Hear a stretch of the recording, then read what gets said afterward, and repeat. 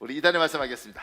내 시작은 미약하였으나 내 나중은 심히 장대하리라. 내 시작은 미약하였으나 내 나중은 심히 창대하리라. 욥기 8장 7절 말씀. 욥기 8장 7절 말씀. 우리 기도하겠습니다. 하나님, 내 시작은 미약합니다. 내 나중을 창대하게 하옵소서. 하나님, 내 시작은 미약합니다. 내 나중을 창대하게 하옵소서. 미약한 내가 예수님을 믿습니다. 미약한 나를 예수님 믿게 하셨습니다. 미약한 내가 예수님을 믿습니다. 미약한 나를 예수님 믿게 하셨습니다. 영적으로, 정신적으로, 신체적으로 나를 창대하게 하옵소서. 영적으로, 정신적으로, 신체적으로 나를 창대하게 하옵소서. 가정적으로, 사회적으로, 경제적으로 내 가정을 심히 창대하게 하옵소서. 가정적으로, 사회적으로, 경제적으로 내 가정을 심히 창대하게 하옵소서. 예수님의 이름으로 기도합니다. 예수님의 이름으로 기도합니다. 여러분의 기도대로 주께서 반드시 응답하여 주실 줄 믿습니다. 아멘. 아멘. 감사합니다. 이렇게 제가 적었습니다. 한국 교회는 5월 둘째 주를 어버이 주일이라 명명하고 지킵니다. 한국 사회는 매년 5월 8일을 어버이날로 지정하고 지키고 있습니다. 어버이 주일이 어버이날이 된 것은 신앙적 관점에서 큰 의미가 있습니다. 어버이 주일을 지키다가 어버이날이 된 거예요. 이건 굉장히 의미 있는 겁니다. 제가 그 밑에 노인복지법이 있더라고요. 우리나라 노인복지법에 제6조 2항에 부모에 대한 효사상을 양량하기 위하여 매년 5월 8일을 어버이날로 한다. 이게 이제 우리나라 법이에요. 그러니까 국정 공휴일은 아니지만 국가가 지정한 기념일인 거죠. 그 밑에요. 미국은 5월 둘째 주 일요일을 어버이날로 기념합니다. 그리고 6월 세 번째 일요일을 아버지날로 기념하고 있습니다. 어버이날은 한국 사회에 존재하는 독특한 기념일입니다. 그러니까 미국 가면 미국뿐만 아니라 미국 영향을 받은 나라들 중에서는 이제 아버지 날이 있고 어머니 날이 있는 거예요. 그러니까 한국 사람들이 처음에 가서 뭐야 이거 어머니 날이야? 왜 어버이 날이 아니지? 이렇게 생각을 합니다. 나중에 보면 아버지 날이 있어요. 근데 우리나라는 항상 우리나라에 오면 비빔밥 뭐 이런 게 돼서 이 두 개를 합쳐 놓은 거죠. 근데 그 이유가 밑에 이제 설명이 있습니다. 목사님 읽어볼래요? 어머니 날은 애나 자비스라는 한 여교사의 헌신적인 노력에 의해 시작되었다. 그녀의 어머니는 딸 애나와 교회 주일학교 학생들에게 10계명 중 5번째 계명인 부모를 공경하라를 자주 강조했다. 그런 어머니가 병환으로 세상을 떠나자 애나는 어머니에게 감사의 마음을 자주 표시하지 못한 것을 후회하며 자신뿐만 아니라 세상의 모든 자녀들이 어머니의 사랑에 감사할 수 있는 날이 제정된다면 조금이나마 어머니의 희생과 섬김에 보답할 수 있겠다는 생각이 들어 어머니 날 제정을 위해 혼자 기도하고 시작했다. 어머니의 일주기 추도 예배 때 애나 자비스는 예전에 어머니와 함께 활동했던 어머니 사역 클럽 회원들과 함께 어머니 날 제정을 건의할 것을 공식적으로 결정하고 자신의 고향 크라프톤시의 여러 사람들과 공공기관들의 편지를 보내어 어머니 날 제정의 당위성을 홍보했다. 그러나 어머니 날을 국가적 행사로 치르는 일에 대한 주변의 반응은 의외로 냉담할 뿐이었다. 그러다가 애나는 자선 사업가인 워너메이커를 만나게 되고 워너메이커는 어머니의 3주기 추도 예배 때 자신의 백화점에서 수천 명의 직원들과 그들의 어머니를 모시고 어머니날 기념 행사를 가졌다. 그는 참석한 어머니들에게 기념품을 선물하고 카네이션도 달아드렸다.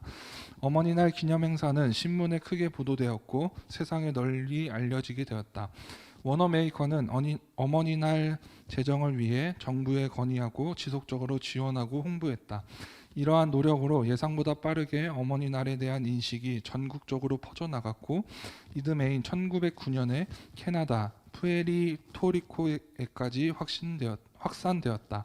1910년에는 워스트 버지니아에서 처음으로 공식적으로 어머니날을 선포했으며 어머니날을 기념으로 제정하자는 여론이 전국적으로 형성되자 드디어 1914년 우드로 윌슨 대통령은 5월 둘째 주일을 어머니날로 공식 선포했다. 이날 모든 연방 건물에는 국기를 개양해 어머니들에게 경의를 표했다. 우리나라의 어머니날은 청주 제일교회가 1930년 5월 11일에 어머니 주일을 처음 지킨 것이 효시가 되었다. 1930년 5월 28일 기독 신보에는 처음 치러진 어머니날 축하 행사에 대한 기사가 실려 있다. 주일학교 주최로 어머니날 축하 5월 둘째 주일은 세계적으로 지키는 어머니날인지라 청주교회에서는 이번에 처음으로 성대한 순서로 어머니 주일을 축하 예배를 드렸다. 한편 국가적으로 이승만 대통령이 1955년 당시 5월 둘째 주일이었던 어머니 주일을 어머니날로 확정 발표하였으며 1960년부터 기독교계에서는 어머니 주일을 어버이 주일로 개칭했고 뒤이어 정부에서도 아버지들의 거센 항의를 받고 1974년부터 어머니날을 어버이날로 개칭하여 오늘에 이르고 있다. 자, 그 밑에요. 기독교적 사회는 모든 사람이 교회를 다니는 사회가 아닙니다. 중세 유럽은 모두가 교회를 다녔습니다. 그러나 중세를 문학과 예술계에서는 암흑기라고 부릅니다. 그 밑에요. 기독교적 사회는 성경적 생각이 사회의 토대가 되고 행동의 규범이 되는 곳입니다. 이런 사회에 대하여 하나님은 보시기에 심히 좋았더라고 말씀하십니다.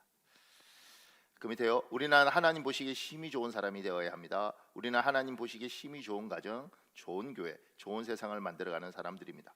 그래서 우리가 가는 곳마다, 우리가 있는 곳마다 그것은 축복의 장소가 됩니다. 그 중세를 문학 예술계에는 암흑기라 그래요. 그 암흑기라고 이야기하는 게 그 시대를 굉장히 나쁘게 표현하는 거죠. 짓눌려 있는 사회, 어두운 사회. 근데 중세 유럽은 모두가 교회를 다니는 거예요. 심지어 교황이 프랑스 국왕 이런 거 마음에 안 들면 폐위시켜 버리면 이 사람 파문시켜 버리면 이 사람이 이 교황 앞에 와서 그 눈 오는 날 신발 벗고 맨발로 3일 동안 덜덜덜 떨면서 제발 살려달라 뭐 이런 일도 하는 겁니다. 그러니 모두가 교회를 다니는데 기독교적인 사회가 아니에요. 굉장히 부패했고 아쉬운 게 많았습니다. 그건 뭐냐면 우리는 교회를 모두가 다니는 사회, 뭐 곳곳에 십자가가 있는 사회 이거 좋죠. 근데 이걸 지향하는 것이 아니고 우리는 성경이 말하는 것들을 우리 가정에, 우리 교회에, 우리 사회에 뿌리 내리도록 하는 거예요. 그래서 이 성경적인 가치관이 이 사회를 바치는 겁니다. 그러니까 어버이 주일 이것이 원래는 일반 사회는 없었던 거죠. 없었는데 교회에서 어머니들을 기억하고 그것들에 대해서 부모를 공경하라는 것에 대해서 생각하고 이걸 교회에서 나를 주일로 정하고 이 주일로 정한 이것이 사회의 여파를 미쳐서 어머니 날이 되고 나중에 어버이날이 되고 이렇게 되는 겁니다. 그러니까 여러분과 제가 가지고 있는 사고 교회에서 나 하나 예수 믿고 잘 먹고 잘 살면 되지 요 사고가 틀렸다고 이야기하는 것이 아니라 좁은 거죠. 하나님이 말씀하는 것들을 우리가 가지고 하나님이 나에게 가정을 주시면 이 가정에 이루고 하나님 나에게 교회를 주시면 교회에 이루고 하나님이 나에게 만약 시장을 시키면 그 시에서 이루고 대통령을 시키면 나라에 이루고 그러면서 하나님이 보시기에 심히 좋은 사회 하나님이 원하는 것들 성경에 말씀하시는 그걸 이 사회에 마련해 가는 겁니다. 그래서 초기에 우리나라 처음 복음이 들어올 때 왜 복음이 폭발적으로 사람들한테 사랑받았느냐면 이 나라에서 사람에 대한 존중이 없고 인권이라는 것들이 없죠. 조선사회에서 인권이 어디 있습니까? 인권이 없습니다. 인권이 없는 그 사회 속에서 교회가 들어와서 인권을 이야기하고 여자를 무시하던 그 사회에서 여자의 존중을 이야기하고 그런 것들이 이건 정말 소중한 가치구나 이거 받아들인 거죠. 한국 교회가 앞으로 가야 될 것, 여러분과 제가 가야 될 것, 그리고 우리 밑에 젊은 아이들이 교회를 다니려면 1900년도, 1800년도 말에 한국 사회에 기독교가 와 이렇게 귀한 게 있나 이랬던 것처럼 지금 이 사회에서도 우리가 그걸 제시해야 되는 거죠. 와 교회 진짜 귀하다. 성경에서 말하는 건 정말 우리에게 필요한 거구나. 이렇게 되어야지 복음이 전파되는 겁니다. 그런데 지금은 교회 뭐 이상하게 낡고 고리타분하고 이렇게 생각을 하는 거죠. 꼭 중세에 모두가 교회를 다녔지만 교회가 하나님의 말씀대로 안 살았던 것처럼 지금 하나님의 말씀대로 사는 것은 이 사회에 하나님의 뜻을 이루어가는 겁니다. 참 교회 다니는 사람은 귀하다. 저 사람들이 말하고 저 사람들이 생각하는 건 진짜 소중해. 저거 우리가 꼭 지켜야 되고 이 사회가 지켜야 되고 이 사회가 안 지키면 우리 집이라도 저걸 가치관으로 받아들여야 되겠다. 이렇게 가야 되는 거죠. 그래서 지금 어버이날을 우리가 지금 기념하면서 이건 성경적인 가치관이고 하나님 보시기에 힘이 좋은 것이고 부모를 공경하라. 이 말씀에 근거한 것인데 이건 굉장히 소중하다는 거죠. 그런데 오늘 이제 돌아보는 거죠. 우리는 어떻게 살고 있는가? 우리는 어떻게 살고 있는가? 조금 더요. 그 밑에 신명기 5장 16절에 있습니다. 여러분 읽어보십시오. 신명기 5장 16절 시작. 너는 내 하나님 여호와께서 명령한 대로 내 부모를 공경하라. 그리하면 내 하나님 여호와가 내게 준 땅에서 내 생명이 길고 복을 누리리라. 내 부모를 공경하라는 십계명 중 제5계명입니다. 그 밑에요. 십계명은 하나님이 이스라엘 사람에게 직접 주신 계명입니다. 출애굽기 24장 12절에 있습니다. 여러분 읽어볼래요? 시작. 여호와께서 모세에게 이르시되 너는 산에 올라 내게로 와서 거기 있으라. 내가 그들을 가르치도록 내가 율법과 계명을 친히 기록한 돌판을 내게 주리라. 십계명은 모세가 시내산에서 받아와요. 그런데 그 돌판에 하나님 뭐라면 내가 직접 적었다는 거예요. 직접. 하나님이 십계명을 우리에게 직접 주신 거죠. 누구 거쳐서 주신 게 아니고 굉장히 귀한 하나님이 꼭 지켰으면 좋겠다고 이야기하시는 겁니다. 근데 그 밑에요. 십계명 중 5번째 계명인 내 부모를 공경하라만 약속 있는 계명입니다. 십계명에서 나머지 계명은 우리에 대하여 하나님의 축복된 약속이 없습니다. 볼래요? 출애굽기 20장 12절에 17절 여러분 읽어보십시오. 시작. 내 부모를 공경하라. 그리하면 내 하나님 여호와가 내게 준 땅에서 내 생명이 길리라. 살인하지 말라. 간음하지 말라. 도둑질하지 말라. 내 이웃에 대하여 거짓 증거하지 말라. 내 이웃의 집을 탐내지 말라. 내 이웃의 아내나 그의 남종이나 그의 여종이나 그의 소나 그의 나귀나 물은 내 이웃의 소유를 탐내지 말라. 지금 다른 계명들 보십시오. 간음하지 마라, 도둑질하지 말라, 내 이웃에 대해서 거짓 증거하지 마라. 그냥 그렇게 이야기합니다. 그러니까 도둑질하지 말아라. 그럼 내가 정말 축복해 줄게. 간음하지 말아라. 내가 진짜 나한테 잘해줄게. 이런 말 없다는 거예요. 다른 건 그냥 이야기하는 거예요. 당연히 지켜야지. 근데 이것도 당연히 지켜야 되는데 그게 뭘 붙이냐면 축복의 약속을 붙여주는 겁니다. 그 밑에 에베소서 6장 2절 3절에 있습니다. 여러분 읽어보시죠. 시작.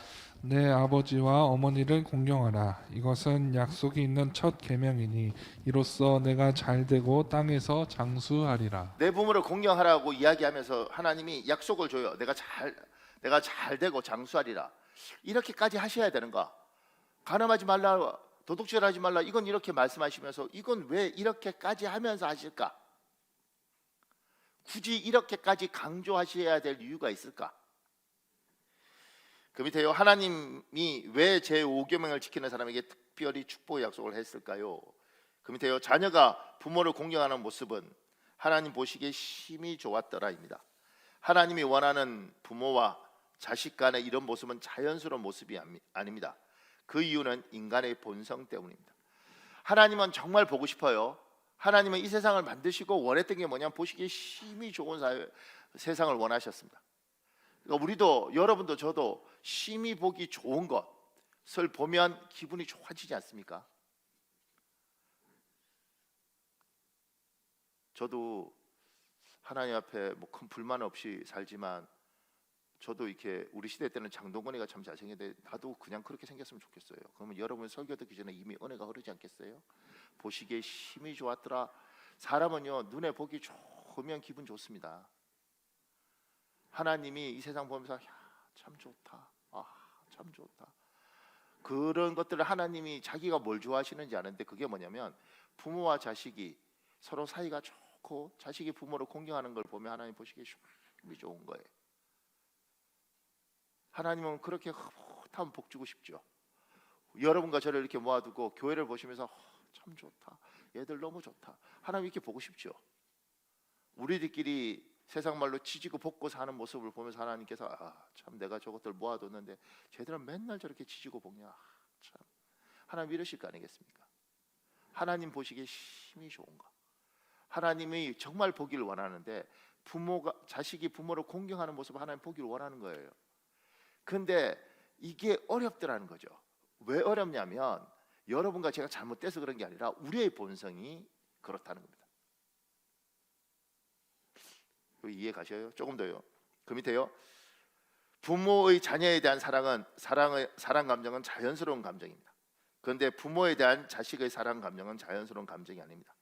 특히 부모가 나이를 먹어가고 자식이 어른이 되면 더욱 그렇습니다. 그래서 노력해야 합니다. 부모가 자식을 사랑하는 감정은 자연스럽습니다. 너무너무 자연스럽죠. 왜냐하면 그냥 보고만 있어도 좋습니다. 여기에 부모 되신 분들 많지 않습니까? 그냥 보기만 해도 좋지 않습니까?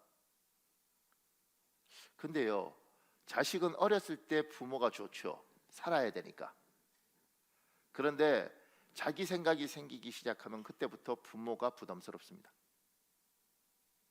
저는 딸도 없는데 늘 상처받고 분노하는 게, 어떻게 바닷가 이런 데 어떻게 갔다가 거기에서 막 여자애가 막 남자애한테 막 이러고 뭐 둘이 사진 찍고 이러면 막 분노가 생겨요. 저게 지 아빠한테 저렇게 한번 해줄까 뭐 이런 거. 아빠 반가워요 이런 거 할게 했어요. 5살 때는 하지. 밥도 주고 용돈도 주니까. 근데 중학생만 되면 우리 딸 건드리지 마세요 뭐 이렇게 되는 거지 않습니까? 그 아이가 아빠한테 이렇게 할 때는 용돈 필요할 때 외에는 절대 하지 않지 않습니까? 남자애들 그러죠. 남자애들도 너 왜 이러십니까 어머니? 이렇게 손목 잡고 이렇게 하잖아요. 그게 아이들이 크면 부모에 대해서 공경하고 사랑하는 것들이 자연스러운 감정이 아니더라는 거죠. 우리는 나이가 들어서 내 아들이 나이가 있고 내 딸이 나이가 있어도 안고도 싶고 만지고도 싶고 뽀뽀도 하고 싶고 막 이런데 여러분 어머니, 여러분 아버님 막 뽀뽀하고 싶고 안고 싶고 이렇습니까? 제가요, 우리 어머니 안 계시죠? 우리 어머니 안 계신가 제가 그런데 제가 폐역하다고 생각하는 게, 제가 우리 아들은 막 집에 들어가면 막 안고 싶고 이래요. 제가 막 안으려고 하면 왜 이러십니까? 이런 것들이 좀 있죠. 근데 우리 어머니가 나를 안으면 안겨줍니다. 이게 불편해요. 제가 그 뱃속에서 나왔잖아요. 저를 어떻게 키웠는데. 근데 이상하게 어머니가 나를 안으면 막 이렇게 하는데 저는 제 아들을 안기 위해서 가요. 이게 자연스러운 감정이더라는 거죠, 인간이. 저보고 나쁜 놈 이러지 마세요. 난 그렇게 나도 자연스러웠으면 좋겠어. 그런데 어떡하겠어요? 감정이 그런데 여러분 그러지 않아요? 애는 어떻게든 막 보고 웃고 싶고 막 이렇게 하고 싶고 한마디라도 걸고 싶은데, 팔순된 내 엄마가 내한테 이야기하면 또 옛날 했던 말 또 하네 이러고 있는 게 우리 아닌가요? 오늘 설교한테 괴롭네. 그러지 않나요? 애하고는 어떻게든 말 좀 해보고 싶고, 어머니가 이야기하자 그러고 아버지가 이야기하자 하면 부담스럽고. 제가 어렸을 때부터 늘 듣던 말, 내리사랑은 있어도 치사랑은 없단다, 이렇게 저희 어머니가 그렇게 이야기하셨죠. 그럼에도 불구하고 내리사랑은 있지만 치사랑은 없단다 그래 놓고도 내리사랑을 계속 하셨어요. 들을 때는 무슨 말인지 몰랐죠. 어렸을 때는 내가 내 어머니를 사랑하고 그분한테 의지하고 살 줄 알았는데, 나이가 들면 들수록 어머니가 하는 말은 부담스럽고, 그리고 나는 내대로 살고 싶고 통제하는 것도 뭐 하는 것도 싫고. 그러니까 사람의 감정이 이렇더라는 거죠. 그래서 성경이 이야기하는 거죠. 하나님 말씀하시는 거죠. 네가 부모를 공경하는 건 자연스러운 감정이 아니다. 노력해야 되는 거다. 그러니 노력해라. 내가 축복해 줄게. 내가 복 줄게. 애써라 얘야. 결코 손해보지 않는다. 내가 복 줄게.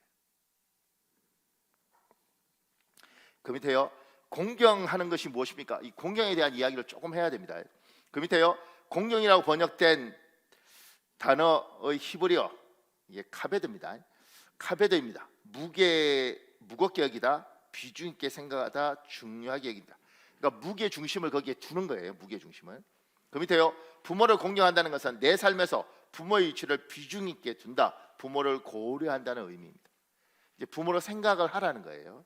내 부모를 공경하라, 엄청 사랑하라 이런 개념이 아니라 네 인생에서 너의 부모를 비중을 두어라. 얘야. 부모를 고려하면서 살아라. 얘야. 그 밑에요. 부모는 사랑의 대상이 아니라 공경의 대상입니다. 이 말이 좀 어폐가 있을 것 같지 않습니까? 부모는 사랑의 대상이 아니라 공경의 대상이다. 그 밑에요. 성경에 내 이웃을 사랑하라는 명령은 있어도 내 부모를 사랑하는 명령이 없습니다. 대신 내 부모를 공경하라고 말씀합니다. 성경에는요, 내 자식을 사랑하라는 말도 없습니다. 그런데 내 부모를 사랑하라 이렇게 하지 않고요, 공경하라고 이야기를 합니다. 그 밑에요. 사랑은 감정의 기반으로 하지만 공경은 이성을 기반으로 합니다. 그러니까 마음 없어도 공경하라는 겁니다. 마음 없어도. 사랑은요, 자연스럽습니다. 내 이웃을 사랑하라 이렇게 할 때요, 이웃이 정말 마음에 안 들면 이사 가버리더라고요. 그리고 먼 친척보다는 가까운 이웃이 좋은 게 같이 도와주고 뭐 어떻게 하다 보니 정이 들죠. 자연스러운 감정이 생깁니다. 모든 이웃을 다 사랑하기는 어렵지만, 그리고 자식도 사랑하라고 명령하지 않아도 사랑이 가죠.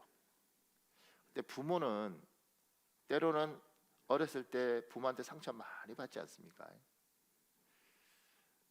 그때는 부모도 어리고 나도 어리니, 그래서 어느 순간인가 어머니 품에서 벗어나고 싶고 아버지 품에서 벗어나죠. 그래서 어떤 아이들은 부모 품에 벗어나고 싶어서 아무하고나 결혼해버리는 겁니다. 그래서 결혼이 불행해지는 거예요. 그냥 벗어나고 싶은데 벗어날 방법이 없어요, 결혼 후에는. 그래서 살려고 아무 남자나 아무 여자나 결혼을 해버리는데 그게 더 불행해지는 거죠.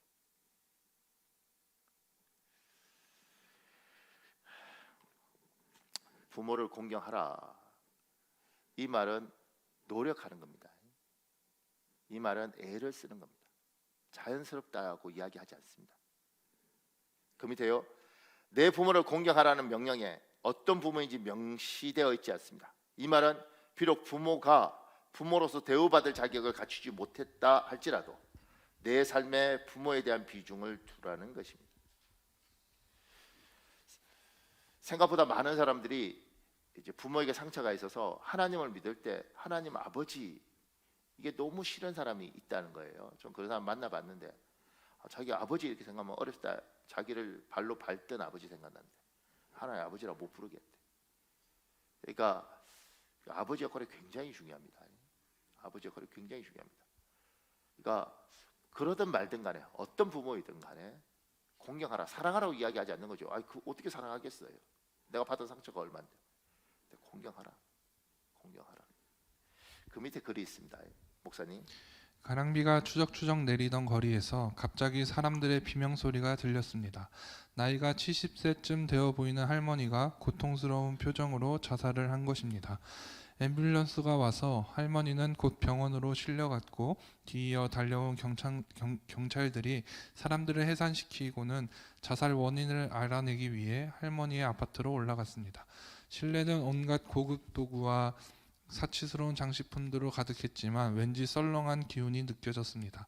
이 정도 살림으로 보았을 때 경제적인 어려움은 아닌 것 같고 혹 건강상의 이유나 불치병 때문일지도 몰라 주치의에게 전화를 걸었습니다. 하지만 주치의는 할머니가 나이에 비해 아주 건강했다고 말했습니다. 골똘하게 고민하던 경찰관은 책상을 뒤져보았습니다. 그곳에서 할머니의 작은 수첩 하나를 발견했습니다. 그 수첩을 펼쳐본 경찰관은 놀랍다는 표정을 지었습니다.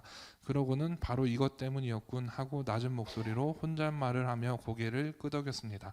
할머니의 수첩엔 365일 동안 똑같은 글이 적혀 있었습니다. 오늘도 아무도 나에게 오지 않았음. 제가 이 설교 준비하면서 며느리들이 시어머니를 사랑하는 것, 뭐 사랑한다고 서로 말을 하겠지만 자연스럽지 않습니다. 그런데 공경할 수는 있습니다. 내 시어머니를 공경할 수 있다는 겁니다. 감정은 어떻든 간에 시어머니니까 내가 도의를 갖추고 예의를 갖추는 거죠. 그러니까 우리가 때로는 우리한테 상처 많이 준 내 친부모가 있을 수 있습니다.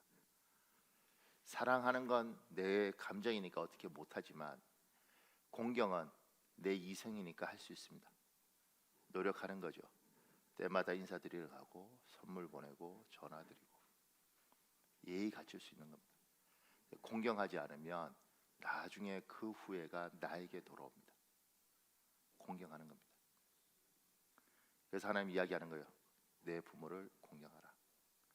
사랑하는 여러분, 부모를 사랑하기 어려운 사람이 혹여 이 자리에 있다면 여러분의 부모를, 여러분의 시어머니 시아버지를 공경하는 여러분 되시길 예수님 이름으로 축복합니다.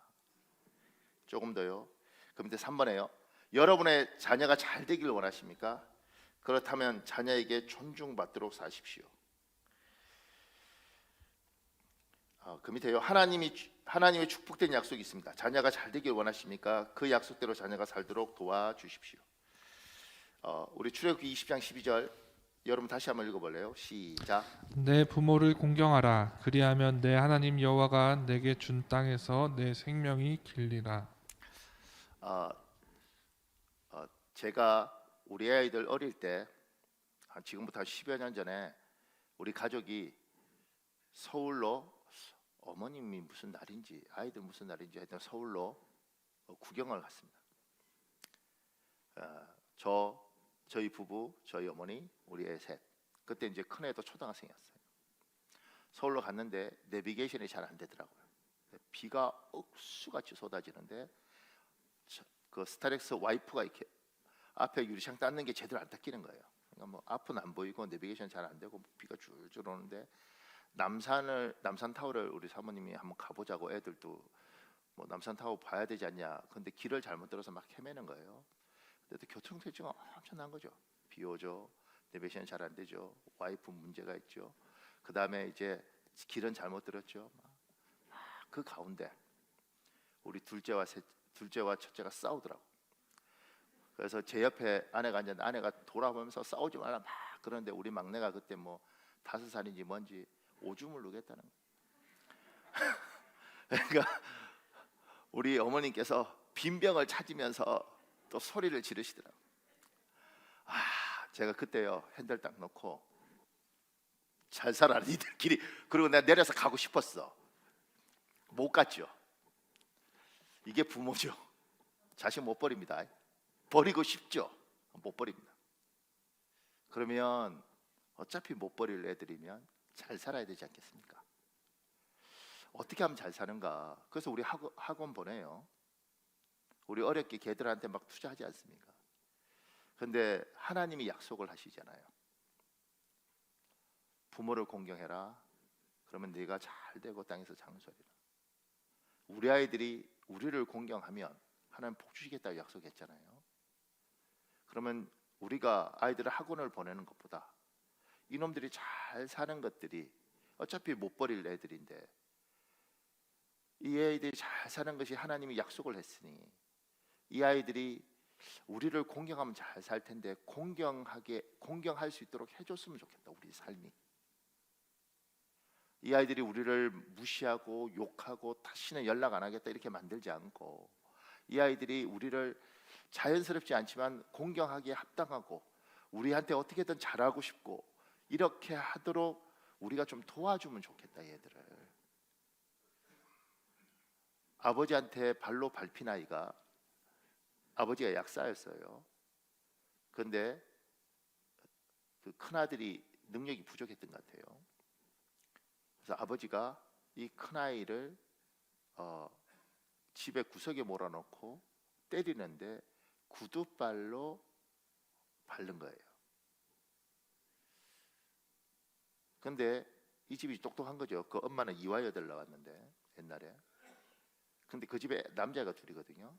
그 둘째가 중학생이었는데 교회를 올 때 구두를 신고 오더라고. 그 옛날에 남자애가 구두 신고 오는 것도 굉장히 웃기잖아요. 어른들만 신는 건데. 제가 너 왜 구두를 신고 오니? 이러니까 저는 이제 문제가 있는 애라고 생각하고 약간 이상하더라고요. 걔가 그러더라고. 자기가 이 구두 신고 오면 아빠가 이 구두로 형 못 밟는데 발로. 엄청 충격적이더라고요. 내가 그 사람이 구두발로 밟는 이유는 자기가 똑똑하고 잘난 사람인데 의사가 되고 싶었는데 돈이 없어서 약사가 됐는가 봐요. 빨리 돈 벌어야 되니까. 그러니까 자기 맺힌 한을 이 아이가 좀 풀어줬으면 좋겠는데 큰 놈이 좀 무능하니까 막 잘 되라고 밟았는데 부모를 공경할 수 없도록 만들어 놓으면 결국은 얘는 땅에서 잘 되고 장수하지 못할 거 아니겠습니까? 우리가 진짜 자식이 잘 되게 하려면 이 아이들이 우리를 공경할 수 있도록 우리가 만들어줘야 된다는 거예요. 공경은 여기에서 이제 오너 이렇게 높여준다는데 영어로 리스펙트 존중이라는 뜻이 있습니다. 그러니까 아이들한테 여러분 진짜 여러분의 자녀가 잘 되려면 하나님 안에서 잘 되려면 여러분의 자녀들에게 존경받으셔야 됩니다. 평생을 자녀들이 자식 아버지를 보면서 어머니를 보면서 참 우리 엄마 아빠 참 귀한데 내가 어떻게든 좀 더 잘해드리고 싶다. 이렇게 여러분의 자녀들이 자연스럽게 그렇게 생각할 수 있도록 만들어주고 그렇게 여러분을 존중할 때 여러분의 자녀들도 살고 여러분도 사는 겁니다. 오늘 이 자리에 있는 부모들은 자녀들에게 꼭 존경받으시길 예수님 이름으로 축복합니다. 근데 이제 이렇게 말하면 또 누구든 눌려요. 목사님 저는 재벌이 아니라서, 저는 직업이 엄청나게 좋은 게 아니라서. 재벌 자식이 재벌을 존경할 것 같습니까? 아버지 빨리 죽기를 얼마나 바랐겠어요. 존경받는 부모가 뭘까 이렇게 생각해 보면 제가 밑에 깨졌어요. 자녀들에게 공경받는 부모는 자녀의 중심을 보고 공감하고 보여줍니다. 그 밑에요. 자녀 행동을 보지 말고 자녀의 말을 듣지 말고 자녀의 중심을 보려고 노력하십시오. 그 밑에요. 자녀의 중심이 내 생각에 부합하든 부합하지 않든 공감해 주십시오. 그 밑에요. 자녀와의 관계에서 지혜롭게 처신하십시오. 지혜가 부족하면 너희 중에 누구든지 지혜가 부족하거든 모든 사람에게 후히 주시고 꾸짖지 아니하신 하나님께 구하라 그리하면 주시리라 하셨으니 하나님께 지혜를 간절하게 구하십시오. 여기에 관한 이야기를 하나 해드릴게요. 제가 어떤 목사님을 만났는데 그 목사님 정말 지혜롭더라고요. 그 집에 아들도 있고 딸도 있는데 딸이 이제 공부에 대한 욕심이 많은 거예요. 근데 고등학교 때 시험을 쳤는데 엉망으로 쳤는가 보죠. 그래서 애가 시험 끝나자마자 집에 들어와서 방문을 잠궈놓고 이불을 뒤집어서 우는 거예요.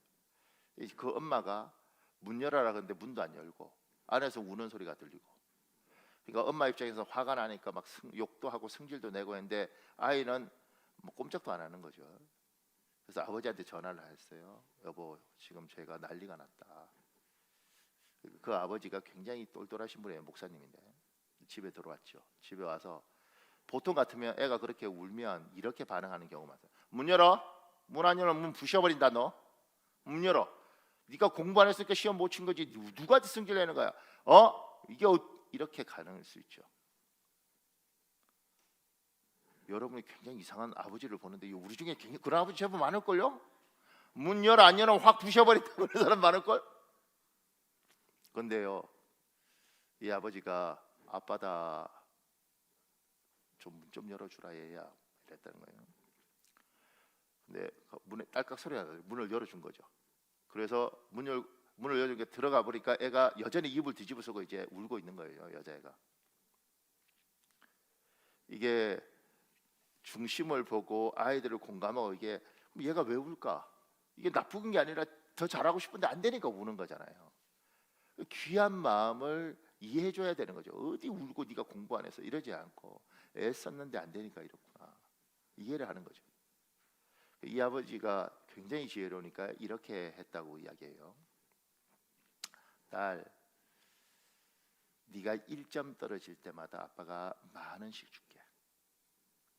고등학생에 그것도 올해 옛날에 1점에 10,000원이면 100점 받다가 90점이면 10만 원이고 80점이면 20만 원인데 중간고사 20점 떨어져서 20만 원이면 한번 해볼 만하지. 그러니까 네가 점수 떨어질 때마다 아빠가 1점 떨어질 때 10,000원 줄게. 그러니까 막 울던 그 이불 속에서 손가락이 나오더래 이렇게. 약속 이렇게. 제가 그 목사님 이야기를 들으면서 와 지혜롭다. 거기서 소리 지르고 죽이니 살리니 너 같은 게 이렇게 하면 무슨 해답이 있겠고 그 아버지에 대해서 애가 상처가 깊겠죠. 존중하겠어요? 공경하겠어요? 그런데 화가 막 나도 얘가 왜 저럴까? 저게 공부를 더 잘하고 싶어서 그렇지. 저 마음이 얼마나 아플까? 그럼 내가 이걸 어떻게 풀어줄까? 이 생각을 하는 겁니다. 여러분의 남편을 볼 때, 여러분의 아내를 볼 때 왜 저럴까? 왜 이럴까? 이런 생각들을 하는 거예요. 제가 밥 많이 먹을 때마다 저희 어머니가 오셔요. 목사님, 밥을 많이 먹으면 나도 알아. 근데 그러면 듣기 싫죠. 근데 그 중심을 보는 거죠. 왜 저럴까? 이유가 뭘까? 어떻게 대답해야 될까? 제가 어저께 재밌는 일이 있었습니다. 저희 이제 오늘은 일정이 제가 너무 많아서 어버이날인데 저희 어머니 한 분, 저희는 양가 다 합쳐서 장인 장모도 돌아가시고 아버님도 없고 어머니 한 분 남으셨잖아요. 그래서 저희 사모하고 내일 주일에 너무 바쁘니까 그러면 이제 어머님 어버이날 챙기드리자. 그래서 이제 카네이션을 사고 그 다음에 용돈을 준비해서 이제 집에 가는 거예요. 집에 가서 그냥 제가 드리면 되잖아요. 저희 집사람이 드리고. 근데 그냥 이런 생각이 들더라고요. 지혜가 필요한 게 그냥 이런 생각이 드는 거예요. 이게 집에 들어가니까 큰아들은 없을 것 같고 둘째 셋째는 보통 집에서 안 나가시는 분들이니까 우리 집은 재밌습니다. 큰아들은 나가시면 안 들어오시고 그다음 둘째 셋째는 저 닮아서 안 나가십니다. 근데 가니까 둘째 셋째 있더라고요. 그래서 둘째 셋째 불렀죠.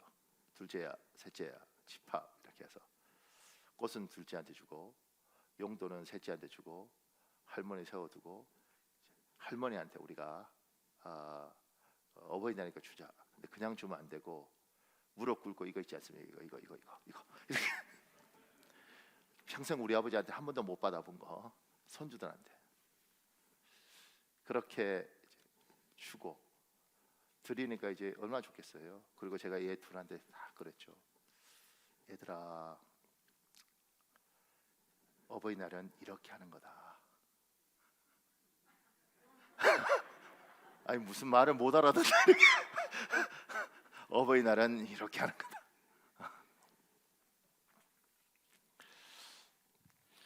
우리가 여러분과 제가 살아가면서 존경받는 부모, 그러니까 이제 이 아이들이 보겠죠.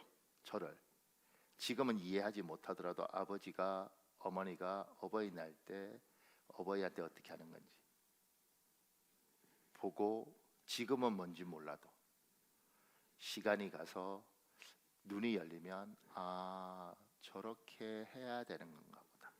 그것이 좋아 보이면 복이 있으면 좋아 보이겠죠. 하나님이 이제 그렇게 해주는 거죠. 그러면서 어쩌면 이렇게 생각할 수 있죠. 우리 아버지나 엄마가 참 괜찮은 사람일 수 있겠다.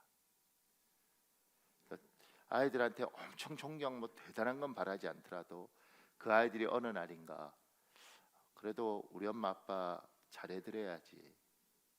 그렇게 만드는 것이 영어 학원 보내는 것보다 무슨 수학 학원 보내는 것보다 이 아이가 복받기에 하나님 앞에 축복받기에 합당하다는 겁니다. 여러분이 존경받는 부모, 대단한 부모 말고요. 아이들 볼 때 참 우리 어머니 아버지 괜찮은 사람이다. 참 귀한 사람들이다. 내가 저 사람들 자식으로 태어난 것이 참 감사하다. 그 밑에요. 어버이 주일입니다. 하나님은 약속 있는 첫 계명을 주셨습니다. 사랑하기 어려운 부모님을 만났다면 사랑하지 말고 공경하십시오. 자녀를 축복하고 싶다면 공경받는 부모가 되십시오. 창대교회 모든 식구가 하나님 보시기에 힘이 좋은 부모와 자녀 사이가 되길 예수님 이름으로 축복합니다. 우리 시간에 기도하겠습니다. 우리 10분 정도 충분히 기도할 수 있는 시간이 있는데 하나님, 내가 내 부모를 공경할 수 있도록 하나님 용기와 힘을 주시고 지혜를 주십시오. 하나님, 내 아이가 나를 공경할 수 있도록 존경할 수 있도록 내가 살아가겠습니다. 지혜를 주십시오. 저는 주여 한번 간절히 붙잡고 기도하겠습니다. 주여, 아버지